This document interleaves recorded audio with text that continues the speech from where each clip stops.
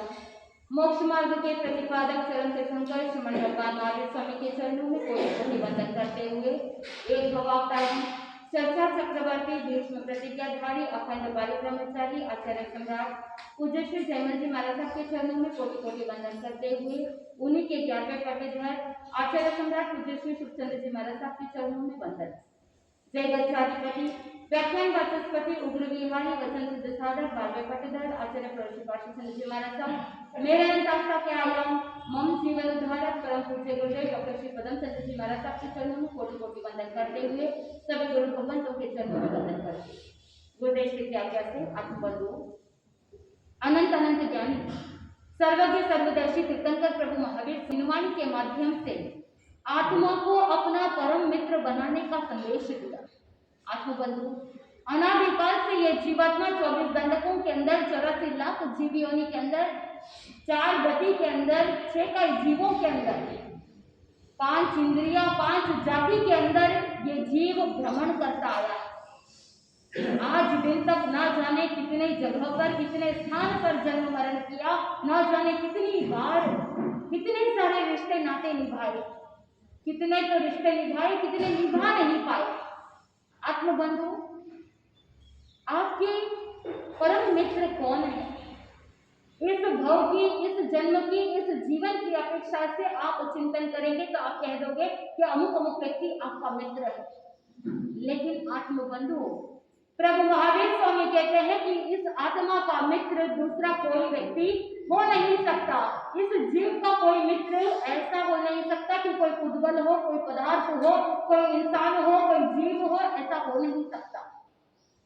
क्योंकि हर एक जीव के साथ कार्बन वर्गना के पुद्गल जुड़े हुए और ये कर्मों के पुद्गल निरंतर आते ही रहते हैं, आते ही रहते हैं। आप सबको पता है कि जब भी कोई ओकेशन आता है, जब भी कोई अवसर आता है तो आप मीठे के अंदर लड्डू बनाते हैं। क्या बनाते हैं? लड्डू। लड्डू सारे क्या होते हैं? कौन से शेप में होते हैं? लड्डू नाम सुनते ही आपके मन में उसकी आकृति आ जाती है कि लड्डू सारे गोल है। लेकिन लड्डू की क्वालिटी अलग अलग है।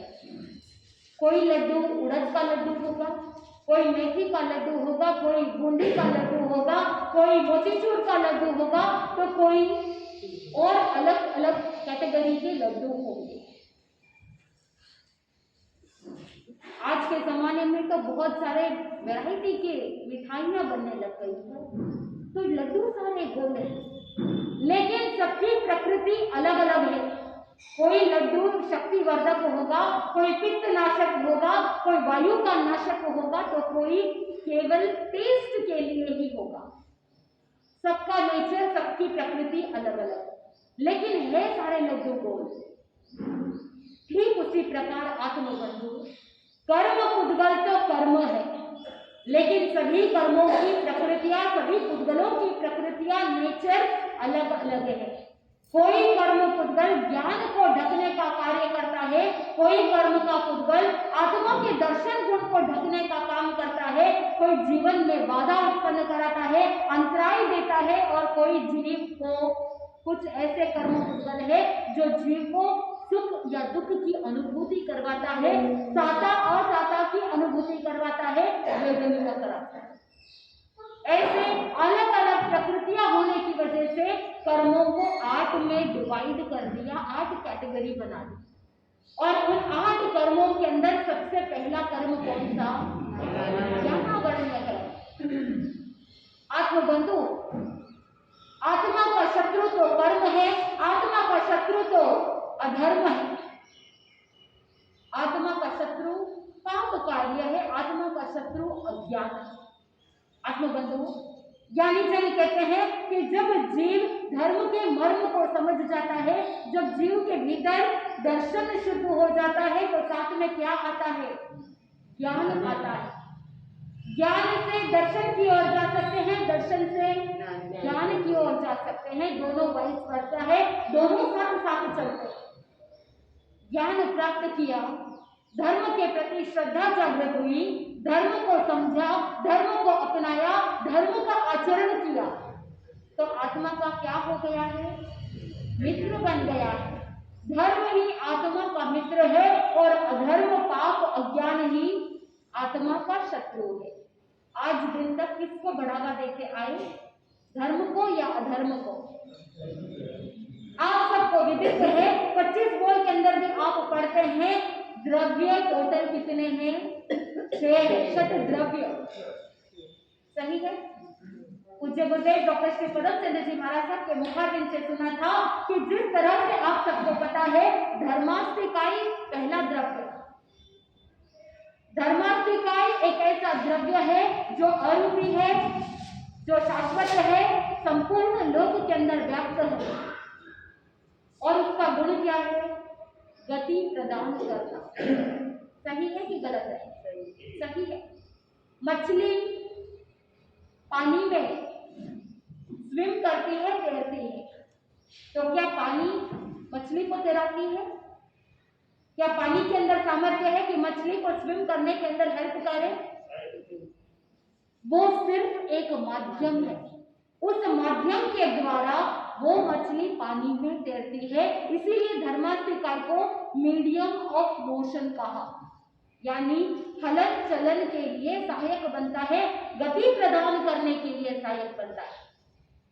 हाथ हिल रहे हैं या आप उठ रहे हैं, बैठ रहे हैं, जो भी हलन चलन किया जा रहा है वो सब किसके कारण से? धर्मास्तिकाई के कारण से। जीव भी गति करता है और अजीव भी गति करता है। आपने कोई वस्तु को इधर से उधर रख दिया, वो वस्तु इधर से उधर हुआ किसके कारण से? धर्मास्तिकाई के कारण।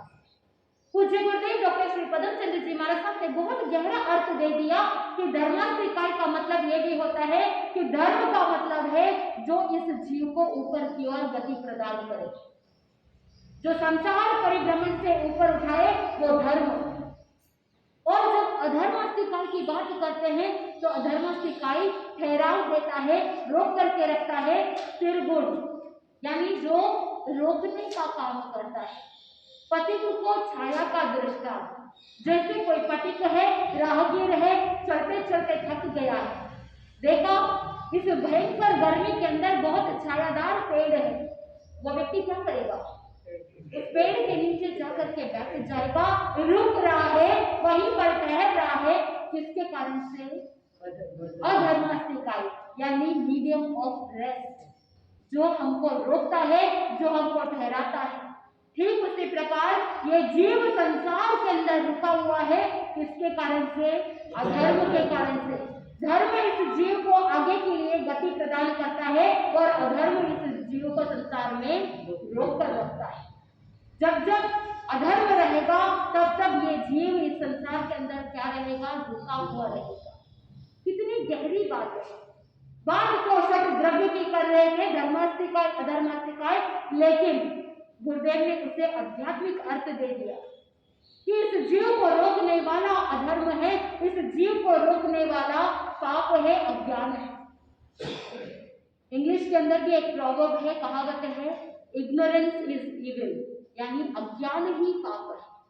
लेकिन बहुत सारे लोगों के मन में ये नेगेटिव साइकोलॉजी बचपन से घर कर गई है। त्याग व्रत प्रत्याख्यान करना तो अच्छी बात है, लेकिन अगर व्रत टूट जाए, पचवान टूट जाए तो क्या होगा?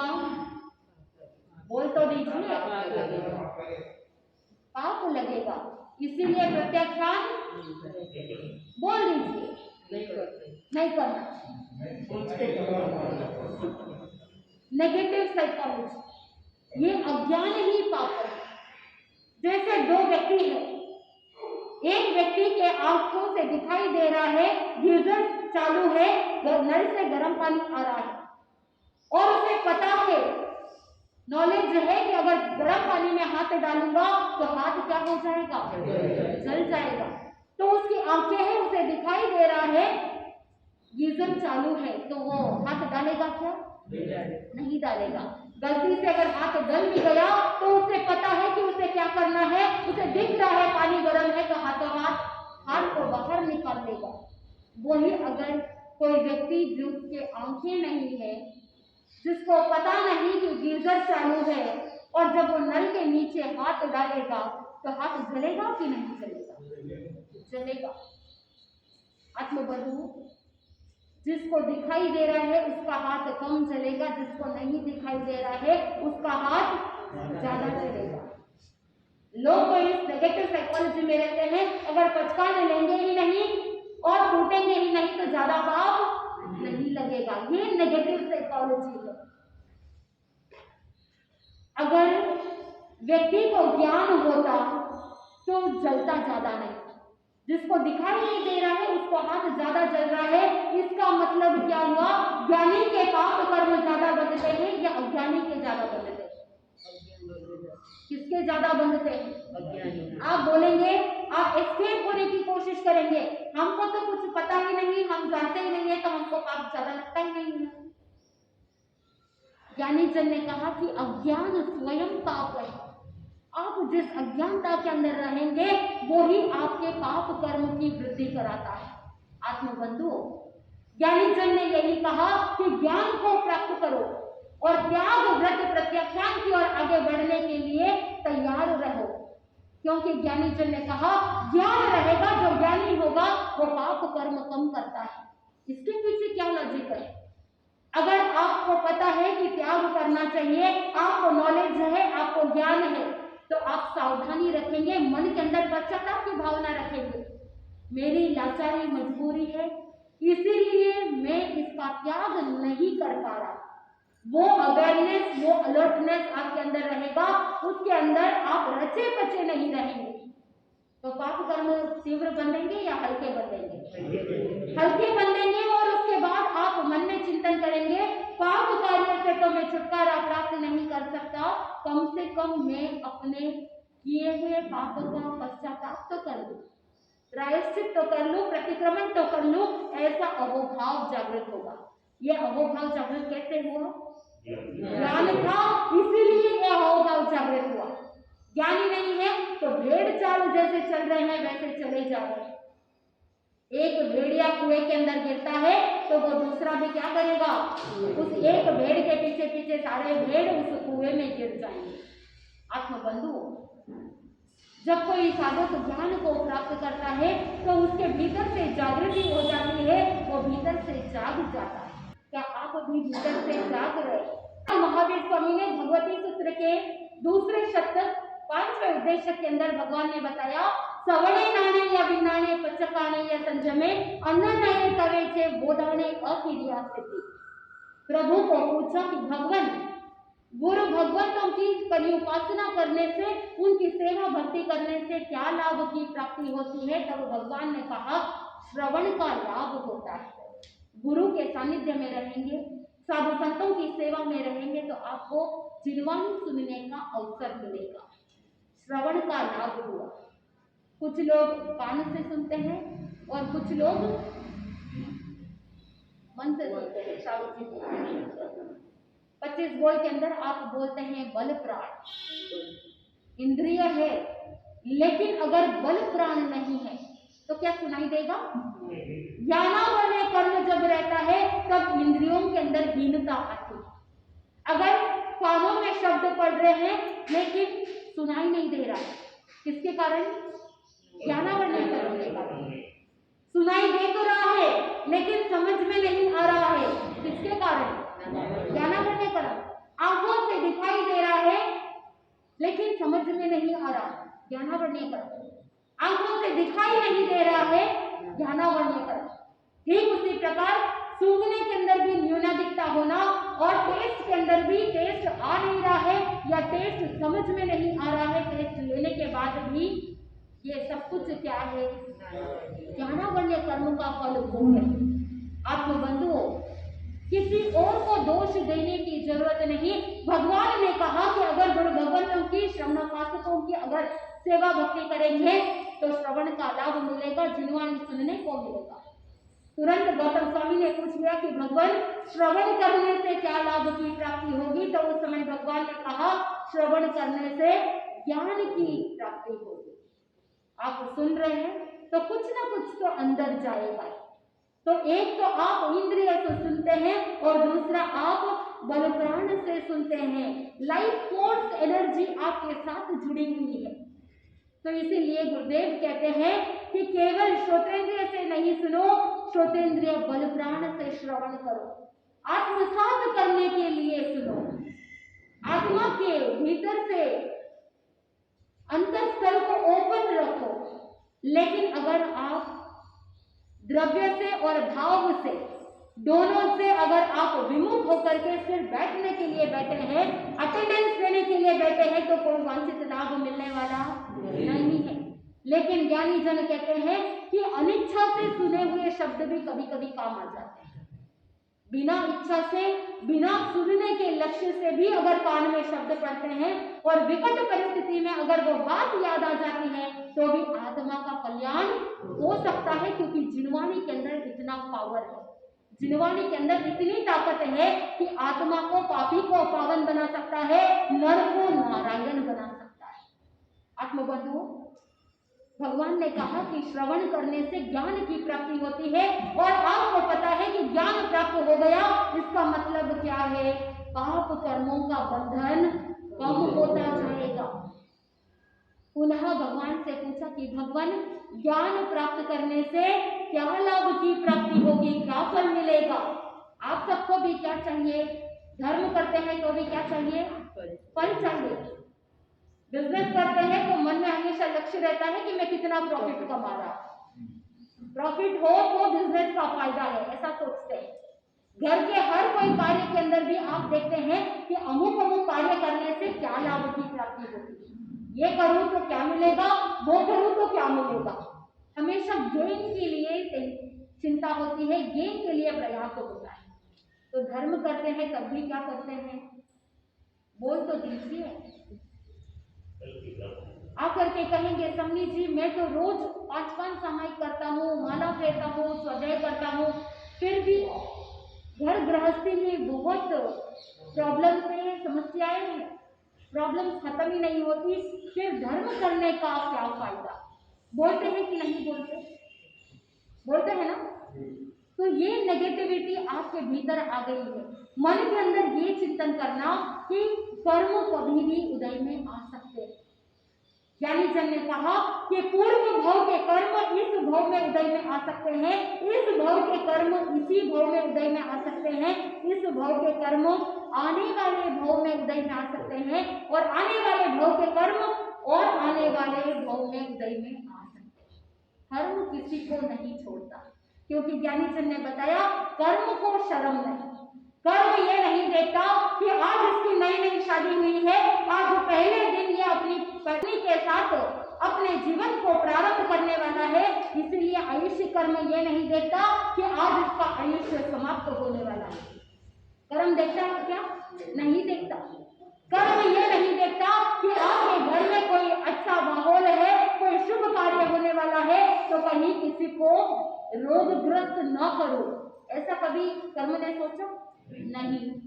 कर्म किसी के लिए रुकता नहीं, कर्म किसी के लिए ठहरता नहीं, लेकिन अगर किसी ने प्रयास किया कर्म को रोकने का, एक बार के लिए तो वो कर्म रुक जाएगा, लेकिन आगे आने वाले समय में वो कर्म पुनः उदय के अंदर आता है। भगवान महावीर स्वामी ने जब संयम अंगीकार किया, दीक्षा लेने के बाद वो ध्यानग्रस्त खड़े थे। इधर एक ग्वाले का पहला उपसर्ग, ग्वाला आकर के संध्या का समय, ग्वाले ने देखा कि दूध दुहाने का समय हो गया है, मुझे घर जाना है, घर जाके गाय से दूध दुहाना है, मेरी ये 2 बैल की जोड़ी है, इस बैल की जोड़ी को भगवान महावीर स्वामी के पास रख दिया और कहा कि मैं घर जाकर के दूध दुहा करके आता हूँ, मेरी बैल की जोड़ी का तुम क्या करना, ध्यान रखना। भगवान महावीर स्वामी तो तल्लीन थे, ध्यान मग्न थे, उनको नहीं पता कि ग्वाले ने क्या कहा है, ग्वाले ने क्या किया है, उनको कुछ भी पता नहीं। इधर दूध दुहाने के बाद ग्वाला वापस आता है, इधर वो बैल की जो जोड़ी थी वो चरने के लिए अंदर चली जाती है, और जैसे ही भगवान महावीर स्वामी के पास वो ग्वाला आता है, देखा कि बैल की जोड़ी नहीं, वो मन के अंदर तरह तरह के विचार आने लग जाते हैं। ग्वाला इधर उधर रात भर ढूंढता है, लेकिन बैल की जोड़ी मिलती नहीं। जब सूर्य उदय होता है प्रातःकाल, पुनः घूम फिर के भगवान महावीर स्वामी के पास पहुंचता है, तो वो बैल की जोड़ी कहाँ मिलती है? वहीं पर मिलती है। जैसे ही बैल को देखा, ग्वाले को आया गुस्सा, रहा नहीं गया। ये चोर है, ये मेरे बैल की जोड़ी को चुराना चाहता था, लेकर के भागना चाहता था, लेकिन इसका बस नहीं चला, इसीलिए ध्यान के अंदर खड़े रहने का नाटक कर रहा है, ढोंग कर रहा है। उठाया चाबुक और भगवान महावीर स्वामी को पीटने लगा। आत्मबंधु, कर्म कीर्तन कर भगवंतों को भी नहीं छोड़ते। उस समय इंद्र का आसन चलायमान हुआ। इंद्र आकर के रोकता है उस ग्वाले को, फटकारता है, कहता है कि दुष्ट, तुम किसको मार रहे हो? तुम्हें पता नहीं ये कौन है? इस अवसर्पिणी काल के 24वें अंतिम तीर्थंकर भगवान महावीर स्वामी है। तुम भगवान के ऊपर चाबुक चला रहे हो, और रोक दिया। वो ग्वाला तो वहां से प्रस्थान कर जाता है, और इंद्र महाराज हाथ जोड़ करके भगवान से विनती करते हैं, भगवान, आपका संयमी जीवन बहुत उपसर्गमय है, परिश्रममय है। अगर आपकी आज्ञा हो तो मैं आपके जीवन के अंदर, आपके संयमी जीवन के अंदर जितने भी उपसर्ग आएंगे, कष्ट आएंगे, उनको मैं दूर करने का लक्ष्य रखता हूँ। कृपा करके आज्ञा प्रदान कीजिए। उस समय भगवान ने कहा कि इंद्र, मैं जानता हूं कि तुम्हारे अंदर इतनी क्षमता है कि तुम मेरे जीवन में आए हुए सभी कष्टों को, सभी उपसर्गों को तुम क्या कर सकते हो?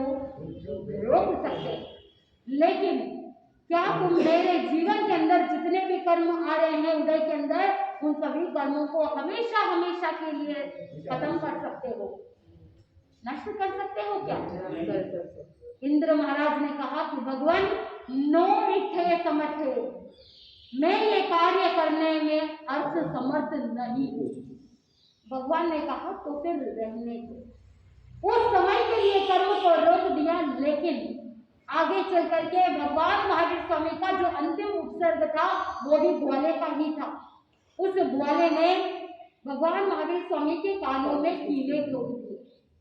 तो बंधुओं, एक बार के लिए तो कर्म रुक जाएगा, लेकिन छुटकारा मिलने वाला नहीं है। जब उदय में आएगा उसे भोगना पड़ेगा। किस रूप में भोगते हैं वो आपके ऊपर है। दो तरह से कर्म जर्जरित हो सकते हैं। या तो कर्म जब उदय में आना चाहते हैं, जब उदय में आने वाले होते हैं, उस समय उसको फेस कर रहे हैं, भोग करके उसे समाप्त कर रहे हैं, एक ऑप्शन। दूसरा ऑप्शन कि आप त्याग, व्रत, प्रत्याख्यान कर रहे हैं, तपस्या कर रहे हैं, और जो कर्म उदय में आए नहीं है लेकिन सत्ता में भरे पड़े हैं, उन कर्मों को आप जानबूझ करके समय से पहले उदय में ला रहे हैं और उदीर्णा करके उन कर्मों को भोग रहे हैं। दो ऑप्शन है आपके पास। रोग के रूप में उस कर्म को भोगना है, उदय में आए तब सहन करते हुए भोगना है, या रोते रोते भोगना है, या धर्म आराधना करके उन कर्मों को जर्जरित कर देना है। ये आपके ऊपर डिपेंड करता है, आप किस तरह से कर्मों को भोगना चाहते हैं।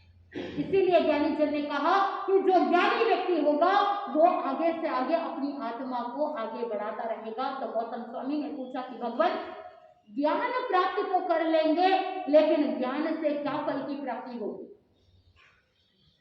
भगवान ने कहा, श्रवणे नाने या विज्ञान, यानी श्रवण से ज्ञान, ज्ञान से विज्ञान की प्राप्ति होगी। विज्ञान का मतलब क्या है? विशेषेण ज्ञायति इति विज्ञानम, यानी जो विशेष रूप से जानकारी को प्राप्त करने के लिए जो प्रयास किया जाता है, जो ज्ञान और ज्यादा डिटेल्ड में प्राप्त होता है, वो विज्ञान है। विज्ञान कभी कंप्लीट हो ही नहीं सकता, क्योंकि खोज के बाद और खोज किया जाता है। इसीलिए शब्द है रिसर्च, यानी पुनः सर्च कर रहे हैं। पहले जो सर्च किया गया उसी को आप पुनः क्या कर रहे हैं? रिसर्च कर रहे हैं, या पुनः खोज किया जाता है, ताकि और विशेष रूप से कुछ जानकारी प्राप्त हो। ज्ञ धातु से बना ये शब्द ज्ञान, ज्ञ का मतलब होता है जानना, और ज्यादा विशेषता प्राप्त करना विज्ञान। तो भगवान को पुनः पूछा कि भगवान, श्रवण से ज्ञान, ज्ञान से विज्ञान, विज्ञान के बाद क्या क्या फल की प्राप्ति होगी? सवणे नाने या विज्ञाने पच्छुकाने या संजमे, जिसको विज्ञान की प्राप्ति होगी वो साधक प्रत्याख्यान का फल प्राप्त करेगा। जब जीव जान लेगा कि ये जीव है, ये अजीव है, ये पाप है, ये पुण्य है, ये अच्छा है, ये बुरा है, ये आश्रम है और ये संवर है, ये निर्जरा है, ये बंध है, ये मोक्ष है। जब नव तत्व का ज्ञान प्राप्त कर लेता है साधक, उस समय वो साधक क्या करेगा? उसको छोड़ देगा, प्रत्याख्यान ग्रहण कर लेगा, त्याग की ओर अग्रसर हो जाएगा। पश्चातान से क्या प्राप्त होगा? भगवान को पूछा तो भगवान ने कहा प्रत्याख्यान ग्रहण करने से संयम का फल प्राप्त होता है। आपके हिसाब से संयम का अर्थ क्या है? क्या है संयम का अर्थ? संयम का मतलब दीक्षा लेना। आधा अधूरा डेफिनेशन, स्वयं को जानना, स्वयं को जानना, स्वयं को जानना, स्वयं का अध्ययन करना, स्वाध्याय। संयम का मतलब क्या है? जन ने कहा कि अपने इंद्रियों का निग्रह करना, अपने इंद्रियों पर मन, वचन, काया पर कंट्रोल करना, ये क्या है? संयम है। तो आप बताइए कि सिर्फ साधु साध्वियों को ही या जो मुमुक्षु होते हैं उनको ही संयम की आवश्यकता होती है, या श्रावक श्राविका हर एक साधक को संयम की आवश्यकता होती है? हर एक साधक को संयम की साधना करनी चाहिए, चाहे वो देश विरति हो या चाहे सर्व विरति हो, चाहे वो देश संयम हो या सर्व संयम हो। साधु साध्वी जो होते हैं वो सर्व प्रकार से संयम का पालन करते हैं, और जो श्रावक श्राविका होते हैं वो क्या पालन करते हैं? देश रूप से यानी आंशिक रूप से मर्यादित जीवन जीते हुए देश संयम का पालन करते हैं। साधु के चरित्र को चारित्र कहा और श्रावक के चरित्र को चारित्राचारित्र कहा, यानी जिसमें चारित्र भी है और जिसमें अचारित्र भी है, यानी ओनली हाफ पार्ट, सिर्फ थोड़ा सा वो पालन करते हैं, मर्यादित जीवन जीते हैं। तो इसीलिए ज्ञानी जन ने कहा प्रत्याख्यान का फल क्या है? संयम। प्रभु को फिर से पूछा कि भगवान संयम से क्या फल की प्राप्ति होती है? तो भगवान ने कहा सवणे नाने या बिन्नाने पच्चकाने या संजमे अन्ननाये तवे चेत, यानी अनाश्रव की प्राप्ति होती है। जब साधक संयमित हो जाता है तो सारे आश्रव के द्वार बंद हो जाते हैं। आपने सामायिक की 48 मिनट के लिए आपका जीवन कैसा हो गया है? संयमी जीवन के जैसा हो गया है। सामायिक के अंतर्गत 48 मिनट के लिए आपके मन में प्राणी मात्र के प्रति क्या भावना है? बोल तो दीजिए, सामायिक आप करते हैं।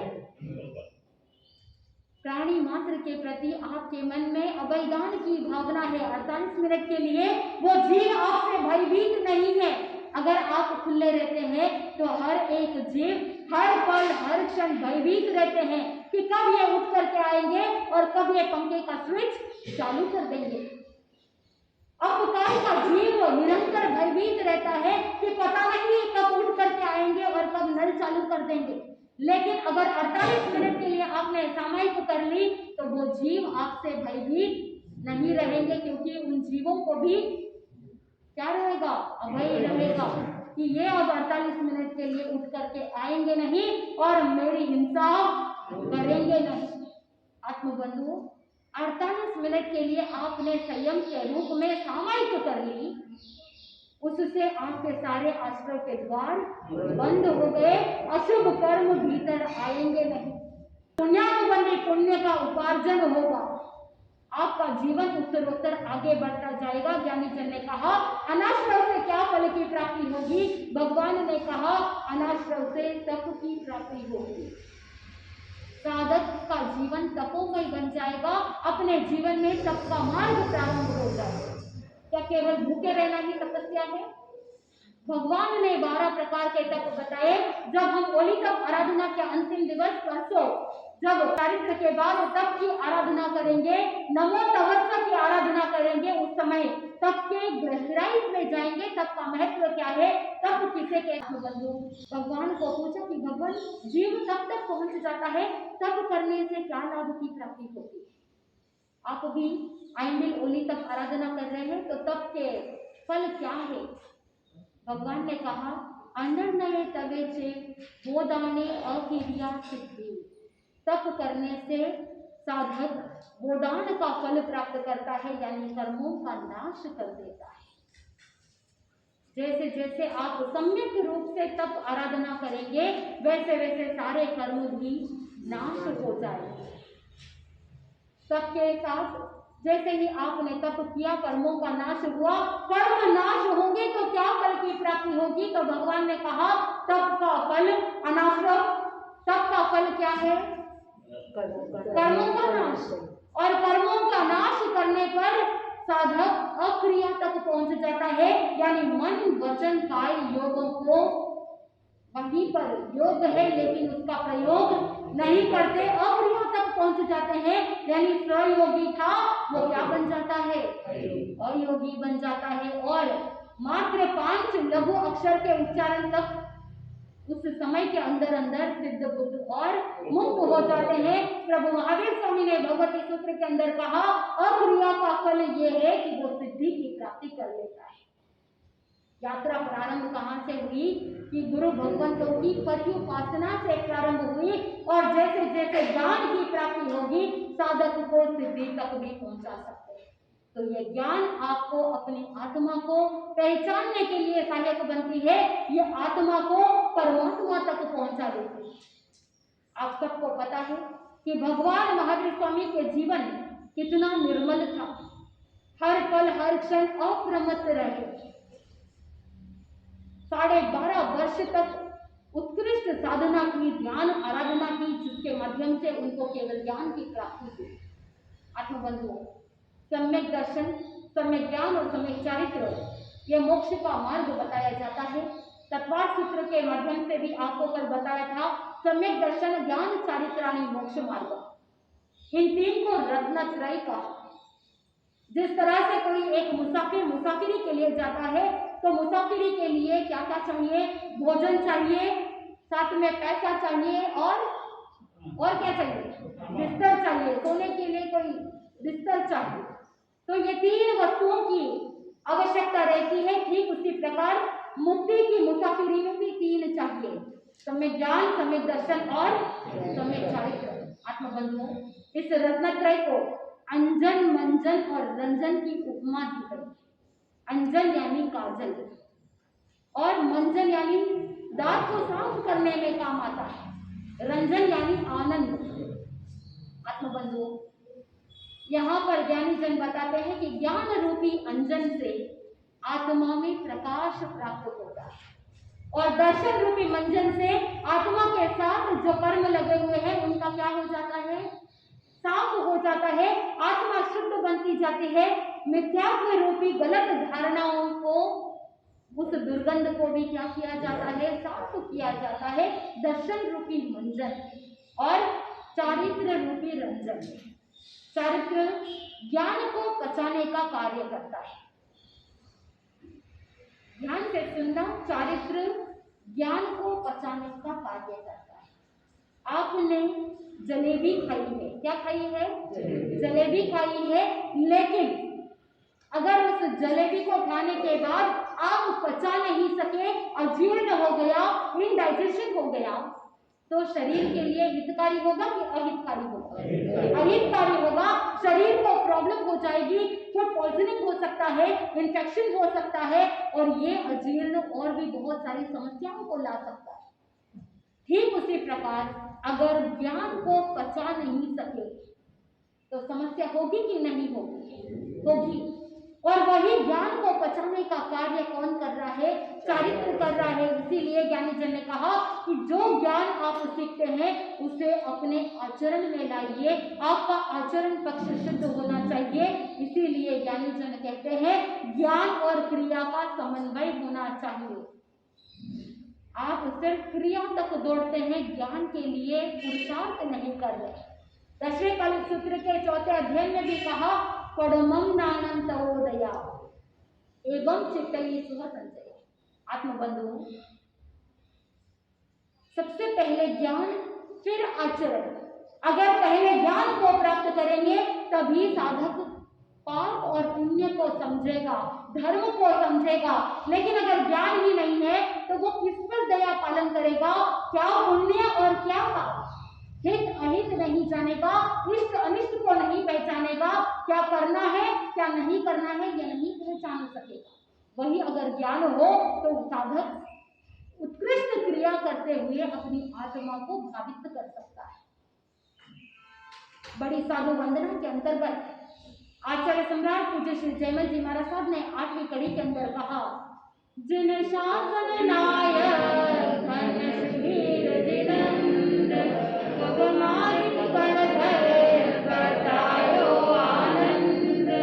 आत्मबंधु, अकापा नगर के अंदर सोमिल नाम का धनाढ्य ब्राह्मण था और उसने एक बार बहुत बड़ा यज्ञ आयोजन किया। इंद्रपुति गौतम जो बहुत बड़े दिग्गज पंडित थे, वेद वेदांग उपनिषद कर्मकांड यज्ञ अनुष्ठान सब में पारंगत, पूरे नगर के अंदर दूर दूर तक उनकी ख्याति थी, फेम था, नाम था। सोमिल धनाढ्य ब्राह्मण, विपुल मात्रा के अंदर धन संपत्ति, इनवाइट कर दिया इंद्रपुति गौतम को। और इंद्रपुति गौतम के दो भाई अग्निपुति और वायुपुति। इंद्रपुति गौतम के साथ साथ 10 और महादिग्गज पंडित आए। अग्निपुति वायुपुति व्यक्ति सुधर्मा, बोलिए 11 वर्णधरों के नाम, मंडित पुत्र जी, मौर्य पुत्र जी, अकम्पित, अचलव्रात, मितार्य और प्रभास, ये 10 महादिग्गज पंडित इंद्रपुति गौतम के साथ आ गए और सब अपने अपने शिष्य समुदाय के साथ आए। 4400 शिष्य, 4400 पूरा शिष्य समुदाय साथ में है। बहुत विशाल रूप से यज्ञ अनुष्ठान, दूर दूर से लोग भी देखने के लिए आए। इंद्रपुति गौतम जैसे दिग्गज पंडित यज्ञ अनुष्ठान करने के लिए आए हैं तो देखने के लिए जाना। मंत्रों का उच्चारण हुआ, यज्ञ प्रारंभ हुआ। जैसे जैसे मंत्रों का उच्चारण हुआ, इधर अर्धपावा में समवसरण की रचना हुई थी और निकट ही भगवान महावीर स्वामी का केवल ज्ञान प्राप्त हुआ था, समवसरण की रचना हुई। इधर समवसरण के अंदर 3 गति के जीव उपस्थित रहते हैं। बताइए कौन कौन? देवगति, मनुष्य गति और तिर्यक गति के जीव प्रभु की देशना सुनने के लिए आपस के वैर भाव को भूल करके प्रभु की वाणी सुनने के लिए, प्रभु को वंदन दर्शन करने के लिए, नमस्कार करने के लिए आते हैं। आत्मबंधुओं, इधर देव भी अपने देव विमान से नीचे उतर रहे थे। आकाश के अंदर यज्ञ का हवन का मंत्र उच्चारण हो रहा है और जैसे ही देव विमान नीचे उतर रहे थे, लोगों को लगा कि देखो यज्ञ का कितना प्रभाव है कि देव विमान में स्वयं देव प्रत्यक्ष हो रहे हैं। लेकिन शायद आप भी जो ट्रैवल करते हैं, रोड के ऊपर गाड़ी चला रहे हैं, कार में चलते चलते कभी कभी गूगल नेविगेशन में कभी रास्ता गलत बता देता है तो आप भी रास्ता भटक जाते हैं, दूसरी गली में चले जाते हैं। तो इधर भी शायद रास्ता भूल गए होंगे, देव विमान नीचे नहीं उतरे, दूसरी तरफ चले गए। सबने सोचा कि क्या बात है, देव विमान यहाँ नहीं उतर रहे हैं। इंद्रपुति गौतम सोच रहे हैं, अहंकार का पोषण हो रहा है, सोच रहे हैं शायद रास्ता भूल गए होंगे इसीलिए वो आगे चले गए, अभी आ जाएंगे वापस। लेकिन देव विमान आए नहीं। इधर इंद्रपुति गौतम से रहा नहीं गया, शिष्यों को भेजा, जाओ देख कर आओ कि देव विमान कहाँ उतरे हैं। कुछ शिष्य समुदाय जाता है, देखता है और आकर के अपने गुरु इंद्रपुति गौतम से कहने लग जाते हैं कि गुरुदेव, नजदीक में भगवान महावीर स्वामी का समवसरण है, सर्वज्ञ सर्वदर्शी है, उनके समवसरण के अंदर देव विमान उतरे, अहंकार को चोट पहुंची। इंद्रभूति गौतम स्वयं को सर्वज्ञ सर्वदर्शी समझने वाला वो सोचने लग जाता है कि यहाँ पर और कौन है जो सर्वज्ञ है, अभी जाता हूं और चर्चा करके उन्हें परास्त कर देता हूं। ये सोच करके वहां जहां सौमिल ब्राह्मण यज्ञ आयोजन किया था वहां से उठ करके इंद्रभूति गौतम जाते हैं और जैसे ही संवत्सरण के निकट आते हैं, निकट देखते ही दंग रह गए। अष्ट महाप्रतिहार्य और संवत्सरण का ऐश्वर्य इसे देख करके दंग रह गए। कौन है ये महापुरुष? क्या ये ब्रह्मा है? लेकिन ये ब्रह्मा नहीं हो सकते, क्योंकि ब्रह्मा के चेहरे पर तो वृद्धत्व झलकता है, लेकिन ये तो वृद्ध नहीं है। तीर्थंकरों का 34 अतिशय होता है, उनका शरीर हमेशा यौवन अवस्था के समान रहता है। They are always young, they look young. आत्मबंधु, ये ब्रह्मा नहीं हो सकते। क्या ये विष्णु है? ये विष्णु भी नहीं हो सकते, क्योंकि विष्णु का शरीर का वर्ण कलर क्या है? श्याम वर्ण है, लेकिन इनका शरीर का वर्ण तो कौन सा है? What is the colour of the body? स्वर्ण रंग है, गोल्डन येलो। ये विष्णु नहीं हो सकते। क्या ये महेश है? लेकिन ये महेश भी नहीं हो सकते, क्योंकि महेश जो होते हैं उनका चेहरे पर संहारक दिखता है, चेहरे पर वो रुद्र रूप दिखाई देता है, लेकिन ये तो इनका चेहरा तो शांत है, इनका चेहरा तो सौम्य है। इसीलिए ये ना ब्रह्मा है, ना विष्णु है और ना ही महेश है। कौन है ये? इनका चेहरा सूर्य के समान चमक रहा है, लेकिन ये सूर्य भी नहीं, क्योंकि सूर्य तो जलाता है, ये तो जलाते नहीं, ये तो शांत है। ये चंद्र भी नहीं हो सकते, क्योंकि चंद्र तो सकलंक है, लेकिन ये निष्कलंक है। इसीलिए ये ना सूर्य हो सकते हैं, ना चंद्र हो सकते हैं। फिर ये कौन है? कामदेव नहीं हो सकते, क्योंकि कामदेव तो अशरीरी है। और ये महावीर स्वामी सर्व गुण संपन्न, सर्व लक्षणों से युक्त और सभी प्रकार के दोषों से रहित ऐसे इनका शरीर है। तो ये ना ब्रह्मा है, ना विष्णु है, ना महेश है, ना सूर्य है, ना चंद्र है, ना कामदेव है। ये कौन है? ये सारी बातें विचार चल रहे थे और उतने में ही भगवान महावीर स्वामी ने आवाज दी, हे इंद्रभूति गौतम, सागय सुआगतम। जैसे ही नाम सुना, इसका अर्थ होता है, हे इंद्रभूति गौतम, स्व पर कल्याणकारी होने के कारण से तुम्हारा आना अच्छा है, कल्याणकारी है और हितकारी है। भगवान महावीर स्वामी के मुखारविंद से ये शब्द सुने, लेकिन अहंकार, ज्ञानी जन कहते हैं कि अगर ज्ञान का अजीर्ण हो जाता है, अगर व्यक्ति ज्ञान को पचा नहीं पाता, वहां पर अहंकार उठ बोलता है। तूली भद्र को अपने गुरु ने 10 पूर्व का ज्ञान दिया। टोटल पूर्व कितने होते हैं? 14। लेकिन तूली भद्र को 10 पूर्वों का ज्ञान दिया था। और एक बार हुआ ऐसा कि तूली भद्र गुफा के अंदर ध्यानस्थ बैठे थे। उनके सांसारिक बहने भद्रा सुभद्रा जब दर्शन करने के लिए गई, तो तूली भद्र अपने ज्ञान के माध्यम से, लब्धि के माध्यम से सिंह का रूप ले लिया और वहां पर वो दोनों बहनें भयभीत हो गई। जब गुरु को पता चला तो गुरु ने सोचा कि ये ज्ञान का क्या हो रहा है? दुरुपयोग हो रहा है, मिसयूज हो रहा है। इसीलिए अपने गुरु ने आगे के पूर्वों का ज्ञान नहीं दिया। गुरु अपने शिष्य को उतना ही ज्ञान देते हैं जितना शिष्य पचा सकता है। तो आप भी कितना ज्ञान प्राप्त करो, ज्ञान तो प्राप्त करो, लेकिन साथ में पचाने की क्षमता भी रखो, नहीं तो अहंकार आएगा और जहां अहंकार होगा वहां पर पतन होगा। आत्मबंधु, इंद्रभूति गौतम का अहंकार भी बोल उठता है, मेरा नाम कौन नहीं जानता।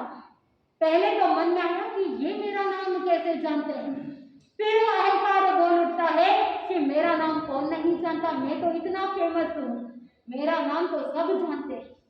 आप गुरु भगवंतों के दर्शन के लिए जाते हैं, साधु साध्वियों के दर्शन के लिए जाते हैं, और अगर आपको आपके नाम से बुलाए, आपका अहंकार बोल उठता कि नहीं बोल उठता है? आप मन में सोचते हैं कि देखो महाराज साहब ने मेरा नाम लेकर के प्रवचन में नाम लेकर के बुलाया है, सबके सामने मेरा नाम लिया।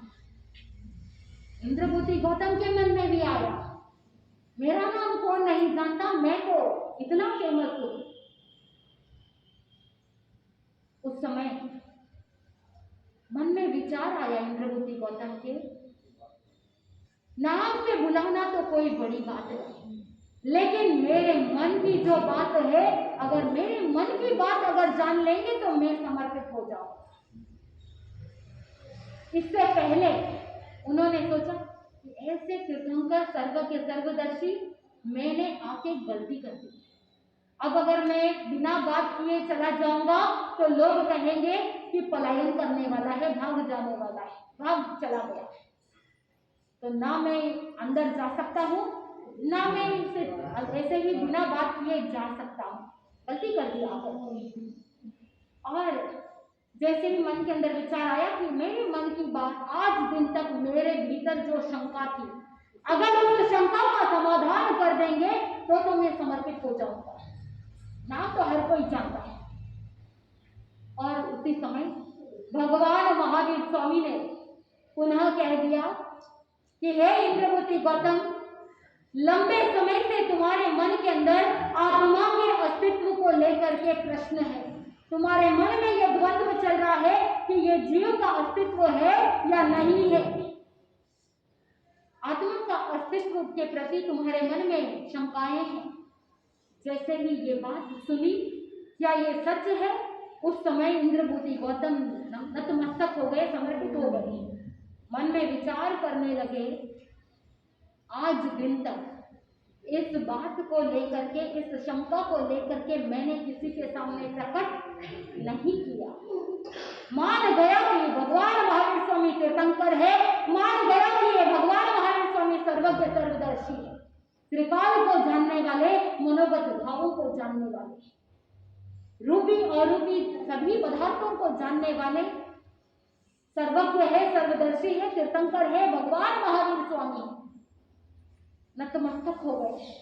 उस समय भगवान महावीर स्वामी कहते हैं कि तुमने वेद वेदांत का अध्ययन किया, लेकिन तुमने गहराई तक नहीं जाना। ये भीतर से शंका होना, जीव का अस्तित्व है या नहीं, ये ऊहापोह जो खड़ा हुआ है, ये जो द्वंद्व खड़ा हुआ है, ये स्वयं तुम्हें पहचान देता है कि जीव का अस्तित्व है। मैंपना जो है वो आत्मा का प्रतीक है। तुम्हारे मन में ये शंका हुई, यानी तुम कह रहे हो कि मेरे अंदर, मैं के अंदर ही ये सारा कुछ हुआ है, और ये मैं जो है वो आत्मा का प्रतीक है। इसीलिए हे इंद्रभूति गौतम, आत्मा का अस्तित्व है, ये मैं ही सूचक करता है कि आत्मा मौजूद है। सारी शंका का समाधान हो गया और मन के अंदर चिंतन कर लिया कि मेरे भीतर की शंकाओं को समाधान करने वाले, मेरे भीतर के अंतर्पट को खोलने वाले, ज्ञान चक्षु प्रदान करने वाले ऐसे सर्वज्ञ सर्वदर्शी तीर्थंकर भगवंत को मैं अपना गुरु मानता। ज्ञान के चक्षु खुल गए, और जिस साधक के ज्ञान चक्षु खुल जाते हैं उनकी मोक्ष की मंजिल भी निकट हो जाती है। अब उन्हें उनके गुरु मिल गए। इंद्रभूति गौतम अपने 500 शिष्यों को कह सकते थे कि मैंने जिनको अनुसरण किया है तुम भी क्या करो, उनको अनुसरण करो। लेकिन इंद्रभूति गौतम ने ऐसा नहीं किया। उन्होंने आदेश नहीं दिया, उन्होंने मन के अंदर ये चिंतन किया कि मुझे मेरे गुरु मिल गए, बाकी जिनको जैसा सुख उपजे वैसा करे। उन 500 शिष्यों की तरफ मुंह करते हुए कहते हैं कि आज मुझे मेरे धर्म गुरु मिल गए हैं, आगे से तुमको जिनको गुरु बनाना है तुम करो, जिनको घर लौटना है वो पुनः घर लौट सकता है, और जिनको जैसे कार्य करना है वो कर सकता है, लेकिन मैं तो अपने गुरु के प्रति समर्पित हो जाऊंगा। भगवान महावीर स्वामी को वो कहते हैं कि भगवान मैं भी आपके जैसा साधक जीवन अनुसरण करना चाहता हूँ, कृपा करके मुझे अपना शिष्य बना लीजिए। आत्मबंधु, वो 500 शिष्य इंद्रपुरी गौतम को कहते हैं कि गुरुदेव, हमने आपको गुरु माना है। जिस प्रकार गौतम स्वामी के अंदर विनय गुण था, विवेक था, ठीक उसी प्रकार अपने गुरु के प्रति समर्पण भाव उनके शिष्यों के अंदर भी था। क्योंकि गुरु वो होते हैं जो शिष्यों को अपने समान बना देते हैं। यानी गुरु कभी ये नहीं सोचता कि शिष्य को जिंदगी भर क्या बनाए रखे, शिष्य ही बनाए रखे, ये कभी नहीं सोचेंगे। सच्चा गुरु तो वही होता है जो अपने शिष्यों के अंदर परमात्मा की पहचान करा दे, उनको ये बोध दे दे कि हमारी आत्मा के अंदर भी इतनी कैपेसिटी है कि हम स्वयं परमात्मा बन सके। आत्मबंधुओं, गौतम स्वामी ने अपने शिष्यों को कह दिया, लेकिन वो सारे शिष्य भी इंद्रपुरी गौतम को कहने लगे कि गुरुदेव, जो आपके गुरु है आज से हमारे भी वही गुरु है, हम भी इन्हीं का अनुसरण करेंगे।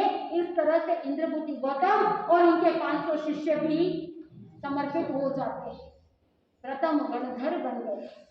इधर जब बात पता चलती है, अग्निभूति, वायुभूति आदि जो महादिग्गज 10 पंडित थे, वो भी वहां से समोत्तरण की ओर प्रस्थान करते हैं और सभी की एक एक शंकाएं थी और भगवान महावीर स्वामी ने सबकी शंकाओं का समाधान किया और 11 के 11 गणधर हुए और 11 ही अपने ज्ञान चक्षुओं को खोलते हुए भगवान महावीर स्वामी के समक्ष समर्पित हो जाते हैं। और साथ में उनका शिष्य समुदाय 4400 शिष्य भी समर्पित हो जाते हैं। आत्मबंधु, इधर 11 ही गणधर अपने ज्ञान पिपासा को समाधान करने के लिए, अपने ज्ञान की जो क्यूरियोसिटी है, ज्ञान सीखने की जो क्यूरियोसिटी है, उसको पूर्ण करने के लिए भगवान से प्रश्न किया। ज्ञानी जन कहते हैं कि प्रश्न करना भी एक कला है। कोई तर्क कुतर्क करने के लिए प्रश्न करता है तो कोई ज्ञान सीखने के लिए प्रश्न करता है, और जो ज्ञान सीखने के लिए प्रश्न करता है वो आगे बढ़ जाता है। लेकिन तर्क कुतर्क करने वाले का कभी कोई उत्थान होगा क्या? नहीं हो सकता।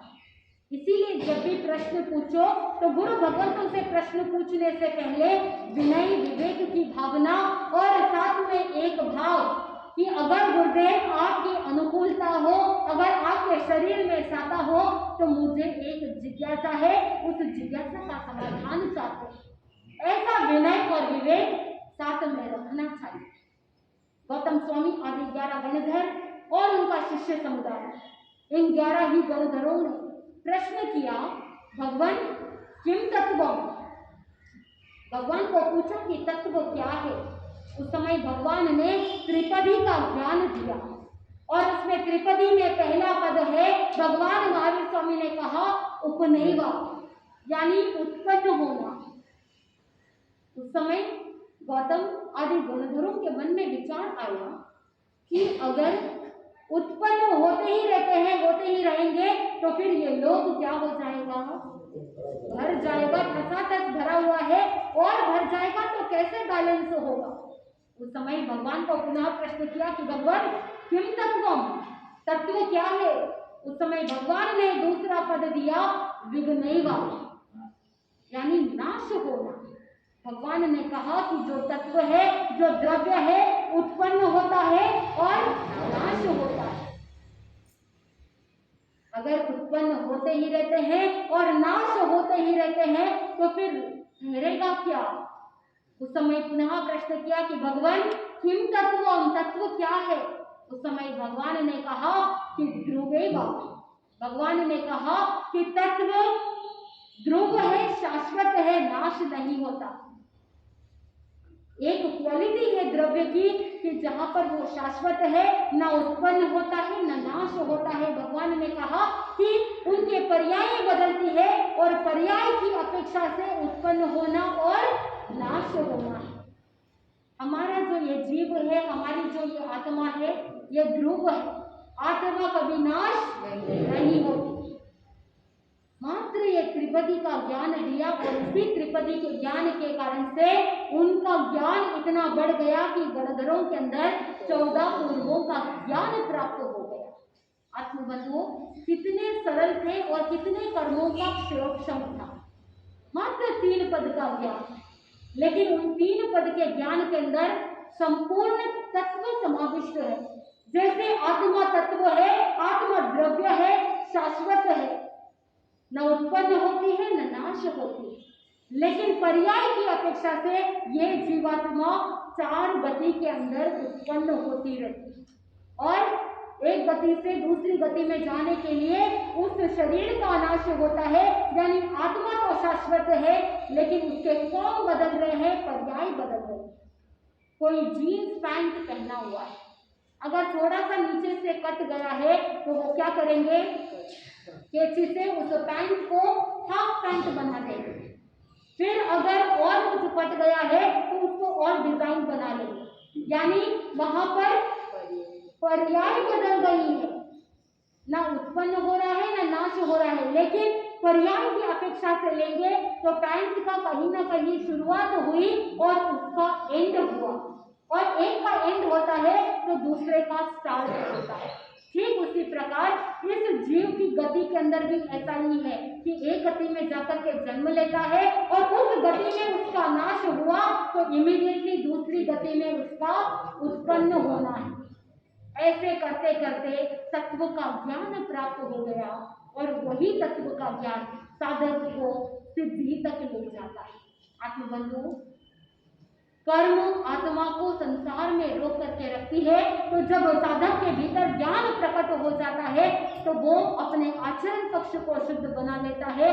ज्ञान दर्शन के साथ चारित्र को स्थान दे देता है, क्योंकि ज्ञानी जन ने कहा कि क्रिया के बिना ज्ञान संपन्न नहीं हो सकता और ज्ञान के बिना केवल क्रिया भी वांछित लाभ देने वाला नहीं। इसीलिए ज्ञानी जन ने कहा कि ज्ञान के साथ दर्शन शुद्ध हो, ज्ञान के साथ चारित्र भी हो, तभी आत्मा का कल्याण हो सकता है। क्योंकि सीखा हुआ ज्ञान अगर बीच में असन्नी का भाव नहीं करे तो 900 भाव तक सीखा हुआ कंठस्थ किया हुआ ज्ञान साथ में चलता है। इसलिए प्रयास करें कि कुछ ना कुछ ज्ञान कंठस्थ करें। ये जरूरी नहीं है कि बहुत सारा कंठस्थ करना है, आपसे जितना बन पड़ता है। पहले भी आप नेगेटिव साइकोलॉजी रखते हैं कि मुझे याद नहीं रहता, मैं कंठस्थ नहीं कर सकती, मेरी एज हो रही है, मैं बूढ़ा हो रहा हूँ, मुझे याद नहीं रहता। ये सारी की सारी नेगेटिविटी है। एज कोई लिमिट नहीं है। शरीर भले ही बूढ़ा हो रहा है, लेकिन ब्रेन कभी बूढ़ा नहीं होता। आप अपने भीतर से इस नेगेटिव साइकोलॉजी को निकाल दीजिए। चेन्नई के अंदर जब गुरुदेव का चातुर्मास था, उस समय गुरुदेव ने 80 साल के एक श्रावक जी को 4 महीने के अंदर प्रतिक्रमण कंठस्थ करवाया था। तो age is only a number. Age के कारण से आप अगर सोचते हैं कि कंठस्थ नहीं कर सकते तो ये आपकी भूल है। मन में हमेशा चिंतन करना कि कर्मों का क्षयोक्षम होगा, भीतर से विनय गुण अगर प्रकट होगा तो ज्ञान की प्राप्ति निश्चित रूप से हो सकती है। तो भगवान महावीर स्वामी ने हमको बहुत सारा ज्ञान प्रदान किया है। उन्होंने हमको आगम के रूप में धरोहर दी है, तो उन आगम के माध्यम से जो ज्ञान का सार है उस सार को ग्रहण करें, और जो सारहीन वस्तु होती है, जो निस्सार होता है, उसे त्याग करने का लक्ष्य रखेंगे तो आनंद की प्राप्ति होगी। आनंद ही आनंद। आज नमो नानस्तव, आज होली तक आराधना का 7वां दिवस, जहाँ पर ज्ञान की आराधना की जाती है। तो आप ज़्यादा से ज़्यादा मन में ये लक्ष्य रखें, संकल्प करें कि रोज कुछ ना कुछ नया ज्ञान सीखें। भले ही 1 शब्द हो या 2 शब्द हो, आपसे जितना बन पड़ता है उतना कंठस्थ करने का लक्ष्य रखें। क्योंकि ज्ञानी जन ने कहा बूंद बूंद से घड़ा भरता है। ठीक उसी प्रकार आप एक एक शब्द करके माला को एक एक मोती के रूप में पिरोते जाएंगे तो एक दिन माला बन जाएगी। ठीक उसी प्रकार एक एक शब्द जोड़ जोड़ करके आप क्या कर सकते हैं, एक दिन विशाल ज्ञान के धनी बन सकते हैं। जो ज्ञानी होगा वो पाप कर्म का नाश करेगा और शीघ्र मोक्ष सुख को प्राप्त करने का लक्ष्य रखेंगे तो आनंद की प्राप्ति होगी। आनंद ही आनंद बोले श्री जैन धर्म। ज्ञान मुद्रा, ज्ञान मुद्रा में बैठ जाइए, आंखों को बंद कर लीजिए।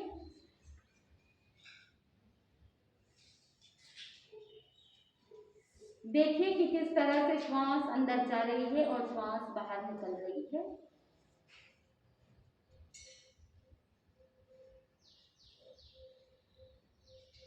Deep breath in and deep breath out. लंबी गहरी श्वास अंदर जा रही है और लंबी गहरी श्वास बाहर निकल रही है। जैसे जैसे श्वासोच्छ्वास पर ध्यान केंद्रित करेंगे, मन आपका बिल्कुल शांत होता जाएगा।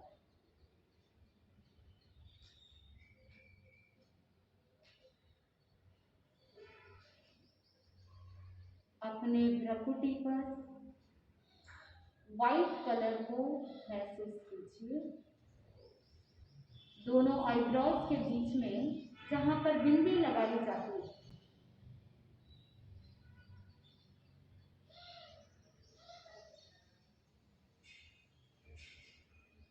व्हाइट कलर ज्ञान का प्रतीक, व्हाइट कलर शुद्धता, पवित्रता, प्योरिटी का प्रतीक है।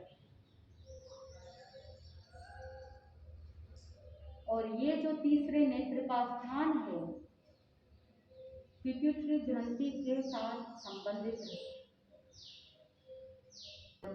ज्ञान तंतु खुल रहा है, आपके ब्रेन का हाइपोथैलेमस एक्टिव हो रहा है। अनुभव कीजिए, आप जो जिनवाणी सुनेंगे, आप जो पढ़ाई करेंगे, जो याद रखने योग्य है, वो सारी बातें आपको याद रहेगी। और जो भूलने योग्य है, वो ऑटोमेटिकली आपका ब्रेन फिल्टर कर देगा। जो नेगेटिव है, जो अनावश्यक है, जो छोड़ने योग्य है, वो अपने आप आपका ब्रेन छोड़ता जाएगा। जो पॉजिटिव है, उसे ग्रहण करने के लिए आपका ब्रेन तैयार हो रहा है।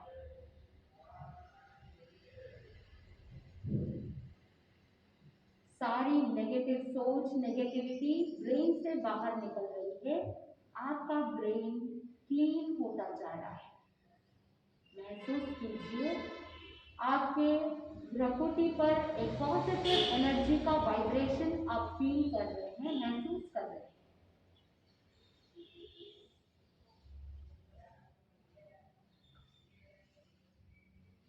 आज दिन तक ज्ञान में जो भी अंतराय आ रही थी, ज्ञान में जो बाधा आ रही थी, जो अड़चने आ रही थी, अनुभव कीजिए कि वो सारी अंतराय, बाधा, अड़चन दूर होती जा रही है। सारी चिंताएं, बाधाएं, अवरोध दूर होते जा रहे हैं। जैसे जैसे आप चिंता मुक्त होते जाएंगे, ज्ञान के लिए ब्रेन में स्थान मिलता जाएगा।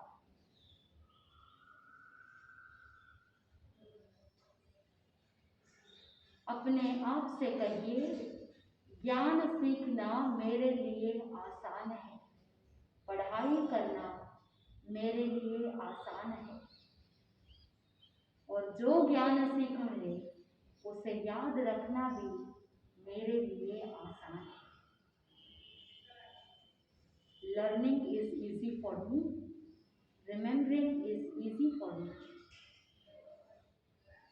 मैं कर सकती हूँ और मैं करूँगी, मैं कर सकता हूँ और मैं करूँगा। आपका संकल्प सुदृढ़ बनता जा रहा है। प्रतिदिन कुछ न कुछ नया सीखने का आप लक्ष्य बना रहे हैं। आपकी आत्मा को ज्ञानमय गुण से प्रकाशित करने के लिए आप तत्पर बनते जा रहे हैं।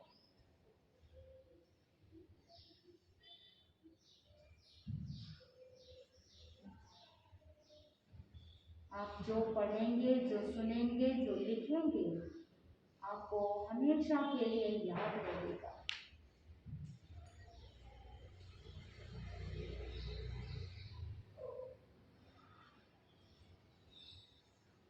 आपकी स्मरण शक्ति पहले से कई गुना ज़्यादा तेज होती जा रही है।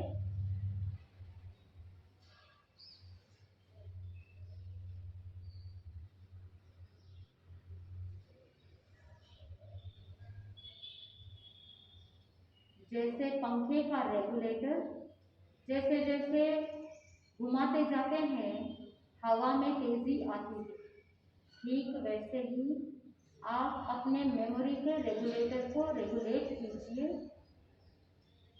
आपकी मेमोरी जैसे जैसे आप इस रेगुलेटर के बटन को आगे बढ़ाते जाएंगे वैसे ही मेमोरी आपकी तेज होती जाएगी।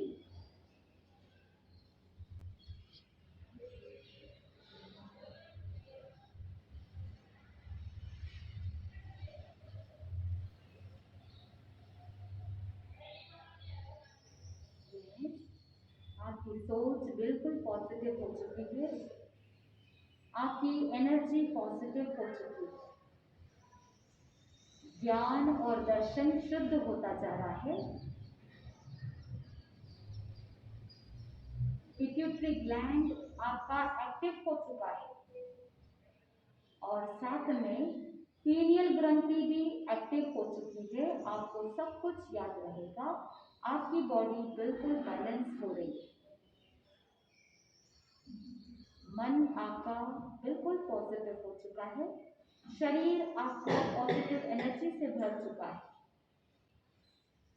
शरीर और मन दोनों पॉजिटिव होते हुए बैलेंस होता जा रहा है और उसी पॉजिटिविटी और बैलेंस के साथ आप अपने लक्ष्य को संकल्प को निर्धारित कीजिए। आप जो पढ़ेंगे सुनेंगे सीखेंगे आपको याद रहेगा।